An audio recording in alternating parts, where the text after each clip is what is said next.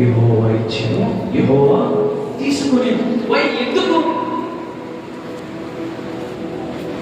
యోబు ఏమైనా నేరం చేశాడా? తన మీద శిక్ష రావడానికి. యోబు ఏమైనా నేరం చేసి తప్పు చేశాడా? తన మీద వేదన రావడానికి. అయ్యా యోబు, నీకున్న 10 మంది పిల్లలు చచ్చిపోయారయ్యా, ఇప్పుడేం చేస్తావు? యోబు అంటున్నాడు, యెహోవా ఇచ్చెను, యెహోవా తీసుకొనెను. కొన్నిసార్లు దేవుడే అనుమతిస్తాడు మనకి కొన్ని శ్రమలు, కొన్ని బాధలు, కొన్ని ఇబ్బందులు, కొన్ని ఇరుకులు. దేవుడు అనుగ్రహిస్తాడు. కలకాలం సంతోషం అంటే మనకంత ఆనందవంతులు ఎవరు లేదు. యోబు జీవితం కూడా అంతే. అప్పటి వరకు యోబు అంత గొప్పలోడు ఎవరు లేడంట. అదే కదా చెప్తుంది బైబిల్. ఆ దేశంలో కానీ, ఆ రాష్ట్రంలో కానీ, ఆ ప్రదేశంలో కానీ యోబు అంతటి గొప్పవాడు ఎప్పుడు లేడు. No one is there. ఇంత గొప్పవాడికే బాధలు తప్పలేదు, ఇంత గొప్పవాడికే వేదన తప్పలేదు, ఇంత గొప్పవాడికే ఇరుకులు తప్పలేదు. ఆఫ్టర్ విషయం ఏంటంటే, దేవుల్లో ఉంటే అన్ని సంతోషాలు పోవద్దు. దేవుళ్ళు ఉంటే అన్నీ వచ్చేస్తాయి అనుకోవద్దు. కొన్నిసార్లు దేవుడు అనుమతిస్తాడు. ఎందుకో చెప్పిన రెట్టింపు ఆశీర్వాదంలోకి తీసుకెళ్ళడానికి. ఆమేన్. నీకు రెట్టింపు ఆశీర్వాదం కావాలంటే మొదట నువ్వు శ్రమ అనుభవించాలి. ఈ మాటకి ఎంతమంది నాతో ఏకీభవిస్తారు? ఒక బంగారము ఒక సరైన ఆకారంలో రూపొందించబడాలంటే, ఒక బంగారము నీ చేతికి ఉన్న ఉంగరం వల్లే మార్చబడాలంటే, ఒక బంగారము నీ చెవుకున్న చెవిలి వల్లే మార్చబడాలంటే, ఒక బంగారం నువ్వు మెడలో వేసుకున్న చైన్లాగా మార్చబడాలంటే మొదట అది ఏం చేయబడాలి?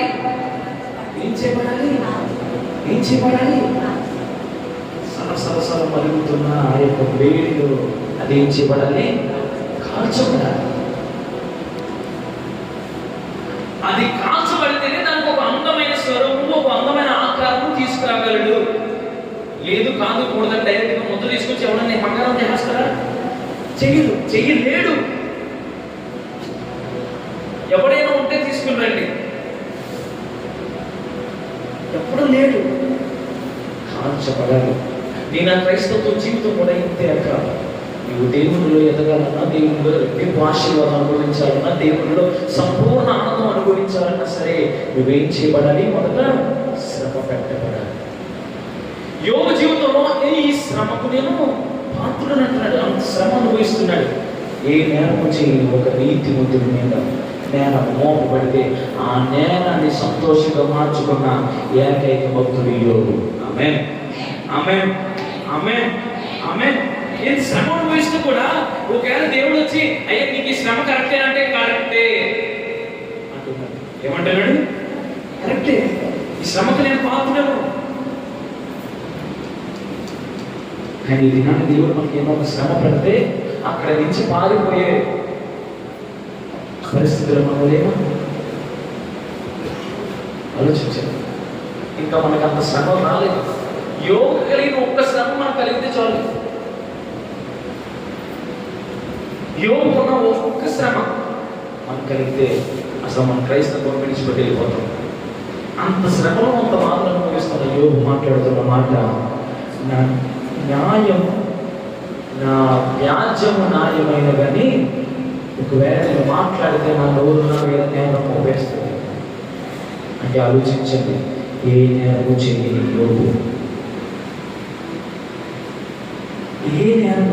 యోగు, నేరానికి ఒప్పుకున్నాడు. కానీ దీనిని ఎవరైనా మీ మీద ఒక నింద పొగాడు లేకంటే ఈ దినాన్ని ఎవరైనా మీ మీద ఒక మాట అంటే మనం ఆ మాటను తీసుకోలేము. వేసే ఒక క్రైస్తవుడిగా లేకపోతే ఒక భక్తుడిగా నువ్వేం చేయాలి? తిరిగి మొన్న మాట్లాడాలా? మన ఇంటి పక్కన వారు కానీ లేకపోతే మన ఇరుగు పొరుగు వారు కానీ మన యొక్క రక్త సంబంధికులు కానీ ఎవరైనా మిమ్మల్ని ఒక మాట దూషించారనుకోండి, మీది ఏ తప్పు లేక మిమ్మల్ని ఒక మాట అన్నా సరే ఆ మాట నువ్వేం చేయాలి? తీసుకోవాలి. అదే భక్తి, అదే క్రైస్తవ భక్తి.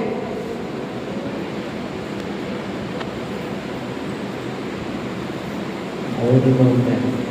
ఏ యేసుక్రీస్తు మౌనంగా లేదా? లేదా?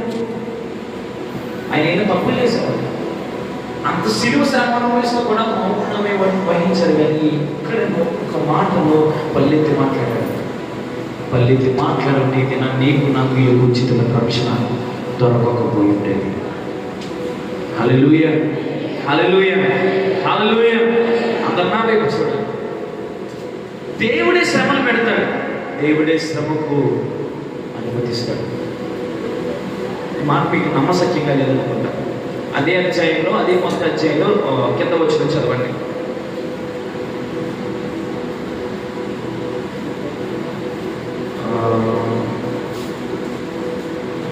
7వ వచనం. యెహోవా నువ్వు ఎక్కడి నుండి వచ్చితివి అని అడగగా అపవాది భూమి మీద ఇటు అటు తిరుగులాడుచు అందులో సంచరించుచు వచ్చిందని యెహోవాకు ప్రత్యుత్తరం ఇచ్చాను. అందుకు యెహోవా, నీవు నా సేవకుడైన యోబు సంగతిలో ఆలోచించితివా? అతడు యథార్థవంతుడును న్యాయవంతుడును దేవుని యందు భయభక్తులు కలిగి చెడుతనం విసర్జించిన వాడు, భూమి మీద అతని వంటి వాడు ఎవడను లేడు అని అడుగగా అపవాది, యోబు యోరక ఏ దేవుని యందు భయభక్తులు కలవాడా ఆయన? నీవు అతనికి అతని ఇంటి వారికి అతనికి కలిగిన సమస్తమునకు చుట్టూ కంచి వేసేది కదా. నీవు అతని చేతి పనిని దీవించుట చేత అతని ఆస్తి దేశంలో బహుగా విస్తరించాను. అయినను నీవు ఇప్పుడు నీ చేయి చాపి అతనికి కలిగిన సమస్తము మెత్తిన ఎడల అతడు నీ ముఖము ఎదుట దూషించి నిన్ను విడిచిపోవునని యెహోవాతో అనగా. వినండి, ఇన్ని ఇచ్చేసావు కదా, ఇన్ని దయచేసావు కదా యోబుకి, ఒక్కటి తీసేయండి, ఒక్కటి తీసే యోబు నిన్ను వదిలేస్తాడని అపవాదం అంటే అప్పుడు ఎవరు అనుమతించాడు? శ్రమకి దేవుడే అనుమతించాడు. అన్నా మాటలు వినండి. కొన్ని శ్రమలు మన మంచికే, కొన్ని శోధనలు మన మంచికే, కొన్ని వేదనలు మన మంచికే. మీకు ఏదన్నా ఒక కాంట్రాక్ట్ రాలేదనుకోండి, అది మీ మంచి కోసమే. ఎందుకో చెప్పంటారా?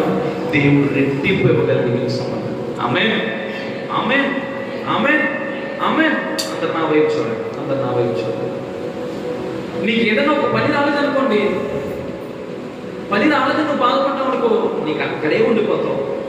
అదే పని ఇవ్వలేదు దేవుని స్తుతించు, దేవుడు రెట్టింపుగా దేవుడు తీసుకొచ్చేస్తాడు. ఆమేన్, ఆమేన్. ఇది నేర్చుకోవాలి. ఒక క్రైస్తవునిగా నీవు నేను నేర్చుకోవాల్సిన ఒకే ఒక విషయం, దేవుని యందు నమ్మిక ఉంచు. ఎన్ని కష్టాలు అనుభవిస్తున్న యోబు మాట్లాడుతున్న మాట, యెహోవా ఇచ్చెను, యెహోవా తీసుకో. కొన్ని శ్రమలు మన మంచికే అయితే ఆ శ్రమను నువ్వు తీసుకుంటే యోబు గ్రంథం చివరి అధ్యాయంలోకి రండి, చివరి పేజీలోకి రండి, చివరి పేజీలోకి రండి. యోబు గ్రంథం చివరి అధ్యాయం 12వ వచనం. లాస్ట్ గట్టిగా చదవాలి అందరూ, గట్టిగా చదవమని. యెహోవా యోబును వినండి, మరీ అధికముగా ఆశీర్వదించింది. చాలు.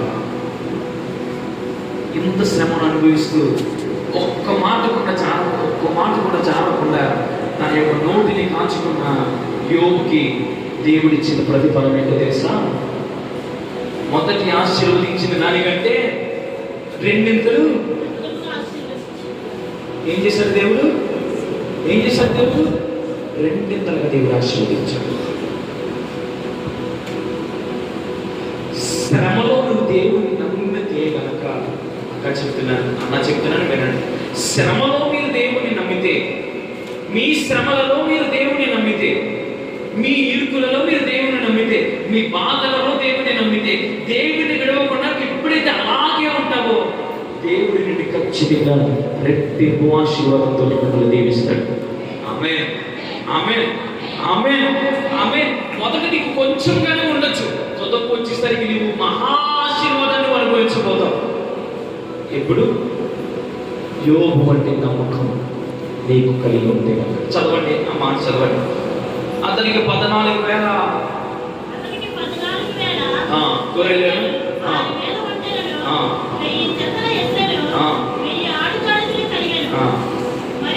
మరియు అతనికి 7 కుమారులను 3 కుమార్తెలను కలిగి అతడు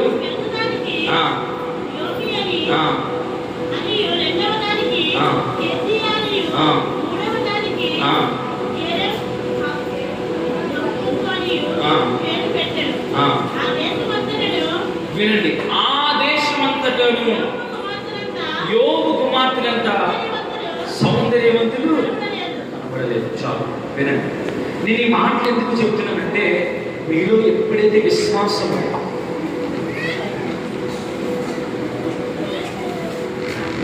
నా వైపు చూడు, ఎప్పుడైతే మీ విశ్వాసం సన్నగిల్లకుండా,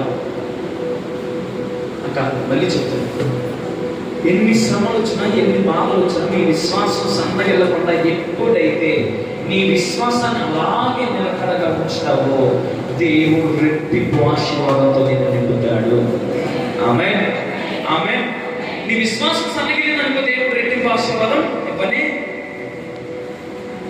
నువ్వు బాధలో దేవుడికి నేను తప్ప ఎవడు దొరకలేదా అని అన్నావు అనుకో, ఆశీర్వాదానికి మాత్రం అంత శ్రమ అనుభవిస్తూ కూడా సరే దేవుడు దీవిస్తాడు, దేవుడు ఆశీర్వదిస్తాడనే నమ్మకం నీకుంటే దేవుడు ఖచ్చితంగా నిన్ను దీవిస్తాడు. యోబును మొదట కొద్దిగానే దీవించాడు దేవుడు. అంత శ్రమ అనుభవించిన తర్వాత యోబుని దేవుడు రెండింతలుగా దీవించేస్తాడు. ఆమేన్, ఆమేన్, ఆమేన్. ఈ దినాన్ని నీవు దీవించబడడానికి గల కారణం నీ విశ్వాసం అయి ఉండాలి. దీవించబడకపోవడానికి గల కారణము నీ విశ్వాసం సన్నగిల్లిందేమో, నీ నమ్మకం సన్నగిల్లిందేమో. నువ్వు ఇంకా అదే పరిస్థితిలో ఉన్నామంటే నీ విశ్వాసం రెట్టిపోయిందా, నీ విశ్వాసం సన్నగిల్లిందా? నువ్వు ఇంకా అదే పరిస్థితిలో ఉండిపోయావు. యోబుని ఆశ్రయించిన దేవుడు నన్ను ఎందుకు ఆశ్రయించలేదా అంటే నీ విశ్వాసం పెరగాలే కానీ, నీ నమ్మకం పెరగాలే కానీ నమ్మకం ఎట్టి పరిస్థితులను తగ్గకూడదు. ఆమేన్, ఆమేన్, ఆమేన్, ఆమేన్. తగ్గితే దేవుడు ఆశీర్వదిస్తాడా, పెరిగితే దేవుడు ఆశీర్వదిస్తాడా? నీ విశ్వాసం పెరగాల తరగాల? ఏం చేయండి? పెరగాలి. నీ విశ్వాసం ఎప్పుడైతే పెరిగిందో దేవుడు రెట్టింపు ఆశీర్వాదంతో నేను దీవిస్తాడు. ఆమేన్, ఆమేన్, ఆమేన్, ఆమేన్. నీ నమ్మకం ఎప్పుడైతే పెరిగిందో నేను దేవుడు రెట్టింపు ఆశీర్వాదంతో ఆశీర్వదిస్తాడు. ఆమేన్. హల్లెలూయా, హల్లెలూయా, హల్లెలూయా. యోబుని దీవించిన దేవుడు మనల్ని ఎందుకు దీవించడు? అంతే కదా. యోబుని ఆశీర్వదించిన దేవుడు నిన్ను నన్ను ఎందుకు ఆశీర్వదించాడు? యోబు దీవించబడడానికి గల కారణం ఒకే ఒకటి, విశ్వాసం. యోబు దీవించబడడానికి గల కారణం రెండవది, నమ్మకం. ఆమేన్, ఆమేన్, ఆమేన్. ఎన్ని కష్టాలు వచ్చినా దేవుడిని విడిచిపెట్టి వెళ్ళిపోకూడదు.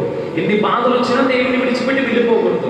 ఎన్ని ఇరుకులు వచ్చినా, ఎన్ని ఇబ్బందులు వచ్చినా దేవుడిని విడిచిపెట్టి వెళ్ళకుండా నువ్వు ఎప్పుడైతే ఆ స్థలంలో అలాగే ఉంటావో దేవుడు నిన్ను రెట్టింపు ఆశీర్వాదంతో ఆశీర్వదిస్తాడు. శ్రమ వచ్చిందని దేవుడిని విడిచిపెట్టి వెళ్ళిపోకూడదు. బాధ వచ్చిందని దేవుడిని విడిచిపెట్టి వెళ్ళిపోకూడదు. నీకు వాల్యూ తగ్గిపోయిందని దేవుడిని విడిచిపెట్టి వెళ్ళిపోకూడదు. నువ్వు నిలుచున్న స్థలంలోనే ఉండు. ఒకవేళ నీ వ్యాజ్యం న్యాయమైన గట్టికి, నీ మాటలు న్యాయమైన గట్టికి, మీ జీవితంలో ఉన్న ప్రతిదీ న్యాయమైన గట్టికి, నీ నోరు మాట్లాడితే అది ఏం చేస్తుంది? మీ మీద న్యాయం చేస్తుంది. జాగ్రత్తగా ఆలోచించండి నా ప్రియాక, నా ప్రియాక. మీరు దీవించబడకూడదు గల కారణం ఒకే ఒకటి, మీ విశ్వాసం సన్నగిల్లేదు. మీ నమ్మకం తగ్గిపోయింది దేవుని మీద.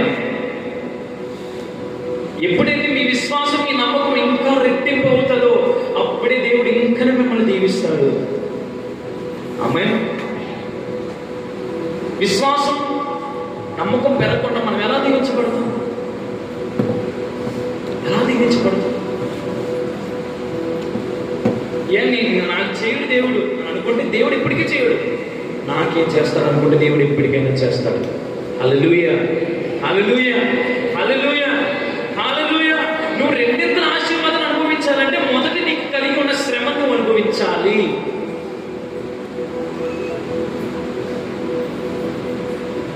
నువ్వు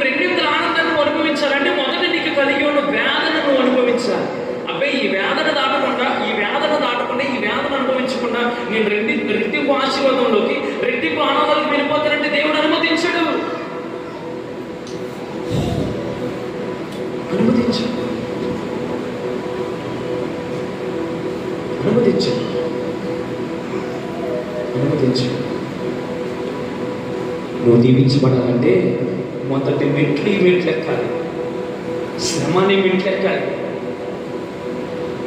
లేదు నేను డైరెక్ట్గా ఫస్ట్ మెట్టు ఎక్కేస్తాను, పైన ఉన్న మెట్టు ఎక్కేస్తానంటే తిరుగుతావు, ఏంటి తిరిగిపోతే కింద పడిపోతావు. మళ్ళీ ఫస్ట్ నుంచి స్టార్ట్ చేయాలి.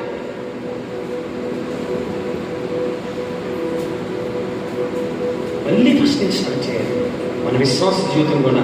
ఇప్పటికి దేవుడు మళ్ళీ ఇక్కడ పెట్టాడు, ఇక్కడి నుంచి నువ్వు అక్కడికి వెళ్ళాలి, కానీ అక్కడి నుంచి మళ్ళీ నువ్వు కిందకు వచ్చేస్తున్నావు. నీ విశ్వాస జీవితాన్ని దేవుడు తీసుకొచ్చి ఒక స్టేజ్లో పెడితే నీ విశ్వాస జీవితం పెరగాలి తప్ప తరగకూడదు అని నేను చెప్తాను. నా మాటకి ఎంతమంది ఏకీపిస్తారు? నా మాట నిజమైతే ఏకీపిస్తాను అన్న చేయించి చూపించింది.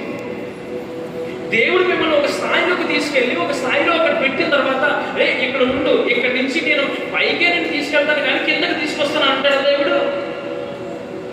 కానీ ఇది మనం ఏం చేస్తున్నాం? మన యొక్క సొంత ప్రయత్నాలతో, మన యొక్క సొంత కార్యాలతో, మన యొక్క సొంత పనులతో ఇక్కడున్న మనం అక్కడికి వెళ్ళిపోదామని చూస్తున్నాం. అక్కడికి వెళ్తాం కాదు కదా, దాని ఫస్ట్ మినిట్ కూడా ఎక్కట్లేదు, డైరెక్ట్గా కిందకు వచ్చాను. విశ్వాస జీవితం సన్నకి వెళ్ళిపోతుంది. నీవు దీవించబడాలంటే అన్నా ఇక్కడున్న నీవు ఇక్కడి నుంచి నువ్వు పైకి వెళ్ళాలి, ఇక్కడి నుంచి నువ్వు పైకి వెళ్ళాలి. లేదు నేను కిందకు వచ్చేస్తాను, వచ్చేస్తాను, మళ్ళీ కింద నుంచి స్టార్ట్ చేయాలి. నీ విశ్వాస జీవితంతో మళ్ళీ కింద నుంచి ప్రారంభం అవ్వాలి.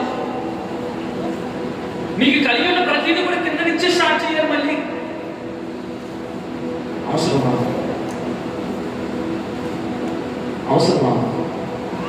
స్కూల్లోకి మీ పిల్లల్ని తీసుకెళ్ళి, ఇప్పుడు నిశ్చిగాడు ఉన్నాడు, శంబగాడు ఉన్నాడు అనుకోండి, అని 5th క్లాస్లో జాయిన్ చేశారు, గాయత్రి స్కూల్లోనూ లేకపోతే ఎక్కడో జాయిన్ చేశారు.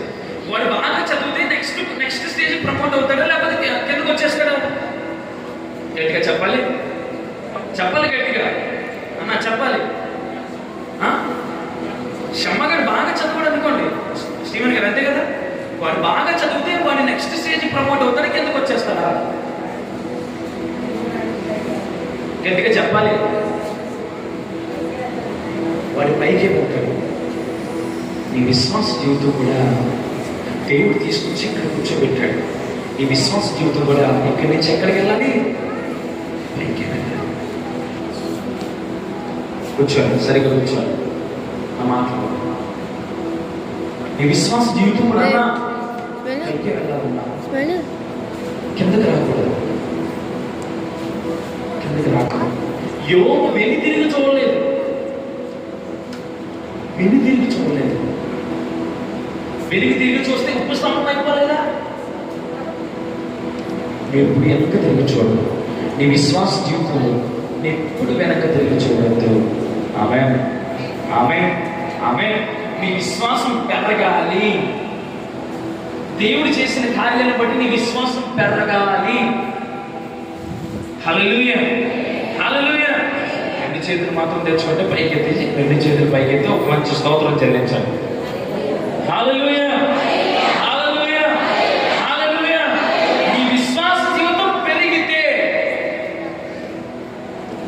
నీ పరలోకపు తండ్రి ఆనందిస్తాడు. ఇప్పుడు శమ్మగాడు వాడు 5th క్లాస్ నుంచి 6th క్లాస్ ప్రమోట్ అవ్వకుండా 4th క్లాస్కి ప్రమోట్ అయ్యాడు అనుకోండి, వాడిని చూసి మీరు ఆనందిస్తారన్నా? మా అయ్య ఆనందిస్తారా? వాడు ఆనందించి వాడు అలా పైకి వెళ్ళాలి. నీ విశ్వాస జీవితం కూడా అలాగే పైకి వెళ్ళాలి. రైట్, ఎలా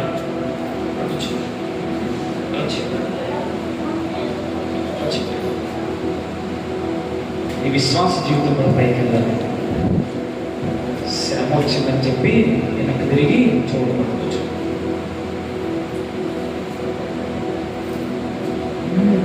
ఎన్ని కష్టాలైనా బెదరను, ఎంత బాధైనా వెనుదిరుగను. అందరు కలిసి పాడదాం. ఎన్ని